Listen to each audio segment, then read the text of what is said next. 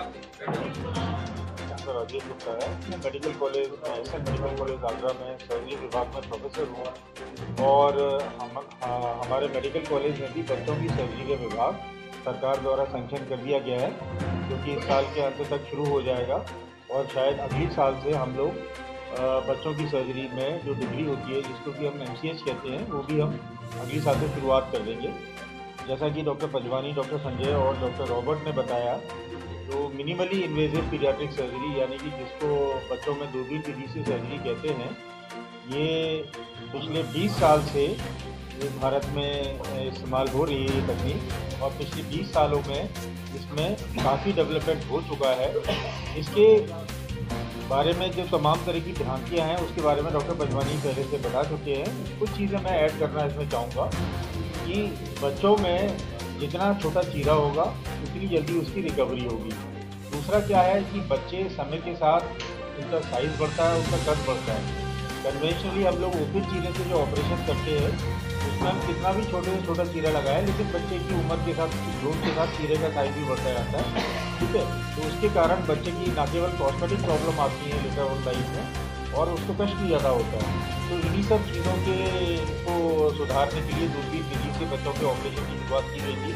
दूरबीन विधि का एक जो सबसे बड़ा एडवांटेज है, जो अक्सर लोगों को नहीं पता होता, वो ये है कि जब हम ओपन सर्जरी करते हैं तो हम अपनी नंगी आँखों से ही अंदर का अंग देखते हैं।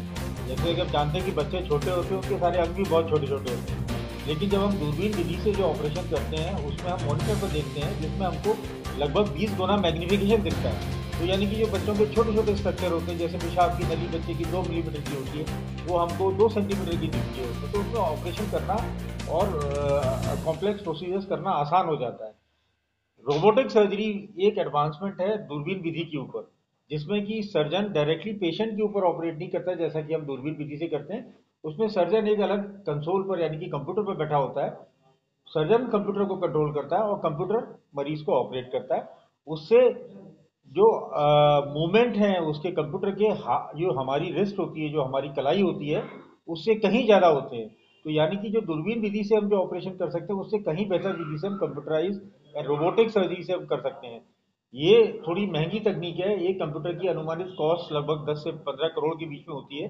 तो हर एक प्राइवेट सेटअप में इसको लगाना थोड़ा मुश्किल होता है। दिल्ली और बड़े शहरों के बड़े कॉर्पोरेट अस्पतालों में ये सुविधा मौजूद है, और हमें उम्मीद है बहुत जल्द, यानी कि अगले आने वाले 2 से 3 सालों में एसएन मेडिकल कॉलेज में भी ये रोबोटिक सुविधा उपलब्ध हो जाएगी। लेप्रोस्कोपी इंडिया में करीब करीब 1995 से डेवलप होना चालू हुई थी, और लेकिन शुरू के 10 साल में काफ़ी प्रिमिटिव स्टेज में थी। 2006 में पहली पीडियाट्रिक लेप्रोस्कोपी की नेशनल कॉन्फ्रेंस आगरा में ही की गई थी, जो कि पहली कॉन्फ्रेंस थी। लेकिन पिछले 19 साल में इतना ज़्यादा डेवलपमेंट हो चुका है इस ब्रांच में कि अब हमारे पास छोटे इंस्ट्रूमेंट्स हैं। छोटे बच्चों की जो प्रॉब्लम इतने सालों में है, उसको धीरे धीरे हम लोगों ने कवर करके अब इस स्टेज पे आके बच्चों की पीडियाट्रिक लेप्रोस्कोपी, मतलब दूरबीन विधि के द्वारा बच्चों के ऑपरेशन अब बिल्कुल सेफ है। इसमें किसी तरह का कोई ऐसा खतरा नहीं रहता। जितना कि ओपन ऑपरेशन में खतरा रहता है, उतना ही रहता है। और इस समय जो पूरे इंडिया में जो चल रहा है, पीडियाट्रिक रोबोटिक सर्जरी पे विशेष ध्यान दिया जा रहा है, जिसके कि पहले इंस्ट्रूमेंट बड़े थे जो कि बच्चे के पेट के हिसाब से बड़े थे, लेकिन अब छोटे इंस्ट्रूमेंट को भी ईजाद किया जा रहा है और धीरे धीरे। हालांकि आगरा में कोई भी रोबोट हमारे पास नहीं है। उम्मीद करते हैं कि पहला रोबोट मेडिकल कॉलेज में आएगा, जैसा कि हमें लगता है। और बाकी अभी लोग दिल्ली में, बॉम्बे में, बेंगलोर में इसके रोबोटिक सर्जरी से भी काफ़ी ऑपरेशन किए जा रहे हैं। और मेरा ये मानना है कि जो लोगों की भ्रांति है कि साहब दूरबीन विधि द्वारा ऑपरेशन कंप्लीट नहीं होते, वो गलत है। जबकि दूरबीन विधि द्वारा ऑपरेशन ज़्यादा सेफ है। इसमें कोई चीरा बहुत छोटा आता है, बच्चे की रिकवरी बहुत अच्छी होती है, और बच्चा माँ के पास बहुत जल्दी पहुँचता है, जिससे कि उसको थोड़ा सा सुकून मिलता है। तो बिल्कुल सेफ सर्जरी है। इसी के अंतर्गत हम लोग ये कॉन्फ्रेंस का आयोजन कर रहे हैं। जैसा कि doctor Sanjay Kulshekhar, doctor Robert ने बताया कि ये 4 दिन की कार्यशाला है, जिसमें कि पहले दिन हम लोगों ने जो कवर किया है सांस की बीमारियां, और बच्चों के गुर्दों के पथरी का और बच्चों के पेट से संबंधित एंडोस्कोपी का वर्कशॉप होगा। एक दिन का कार्यक्रम सीएमई प्रोग्राम होता है, जिसमें कि लेक्चर्स होते हैं और आपस में इंटरेक्शन होता है। बाकी 9 और 10 तारीख को लाइव ऑपरेशन होंगे। जिससे कि जो जूनियर लोग हैं, जो इस विधि को सीख रहे हैं, उनको लाभ मिलेगा और सीनियर लोगों के अपने अपने एक्सपीरियंस शेयर करने में भी फ़ायदा होगा। जैसे कि हर आदमी अपने अलग तरीके से ऑपरेशन करता है, तो what is the best for them, उस चीज़ के बारे में हमें मालूम पड़ेगा। Conference for all pediatric surgeons who are coming from all over India and other parts of the world. Basically, we are trying to learn even more minimally invasive techniques. यानी कि सबसे whatever smallest incisions that we are able to make. Not only is it the size of the incision, but also the recovery of the patient, and lifelong their consequences are much better if we do it by minimally invasive.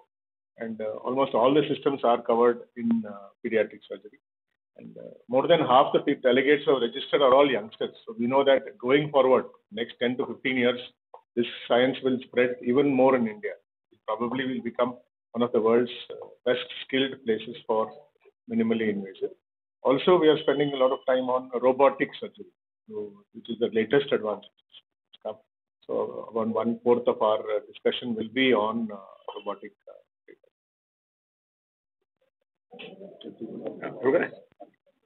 हम लोग आगरा के paediatric surgeon लोग हैं और इस group ने सबसे ज़्यादा डॉक्टर पंजवानी एक्टिव हैं। उन्होंने ये सब भागदौड़ करके ये जो कॉन्फ्रेंस होने जा रही है अगले 4 दिन, पीडियाट्रिक एंडोसर्जन ग्रुप जो इंडिया का है उसके तत्वाधान में हो रही है और आगरा में होगी। कॉन्फ्रेंस भी है, वर्कशॉप भी है और उसमें CME भी है जो होगी गैलेक्सी हॉस्पिटल में, जहाँ ऑपरेशन किए जाएंगे। उनका डेमोन्स्ट्रेशन ललित कला संस्थान में किया जाएगा।